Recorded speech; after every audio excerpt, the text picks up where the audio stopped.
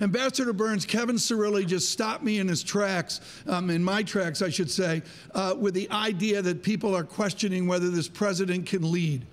Are we beginning to frame here a president that will be forced to resign?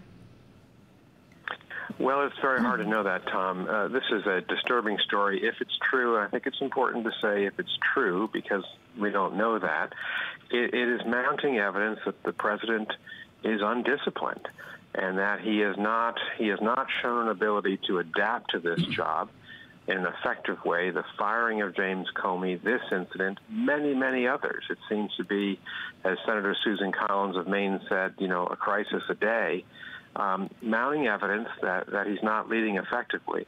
And in foreign and national security policy, of course, that is critical, right? Because you have to be disciplined. You have to be able to understand the difference between classified information and unclassified information, what you share, especially what you share with an adversary like Russia.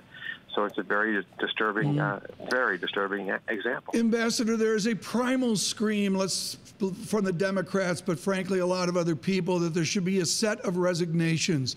Are resignations around a president of value to the process, or are they a waste of energy?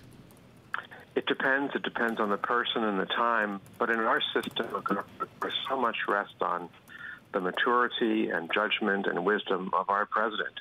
And in this case, our President Trump has very strong views, but he has not shown an ability to be consistent in the way he acquires information, to be briefed, in relying on the advice of others. So even if you have some people resign around the president, if the president's not going to listen to his advisors, if he's not going to understand that he probably knows less than, well, certainly does, than most of these people on specific issues, then you have to wonder about the value of that. And it does go back to whether or not the president can be adaptive, whether he can change in office, whether he can adjust to this entirely new job that's completely different than anything he's experienced in his professional life. Right. And Nicholas, can he learn? Can he learn, or actually will he start losing support of the Republican Party?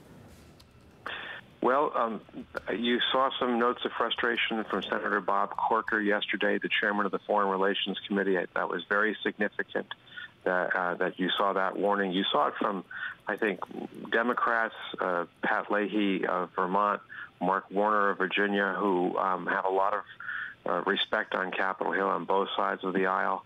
The president has a legal right to disclose information to foreign governments, but he has to use judgment as to whether it's the right thing to do. And if this story is true, it's an indictment of the president is conducting himself in office. So a lot will depend, maybe everything will depend, on the Republicans on Capitol Hill to give the kind of advice that they need to give to the president to get his attention, to understand that these types of things cannot happen.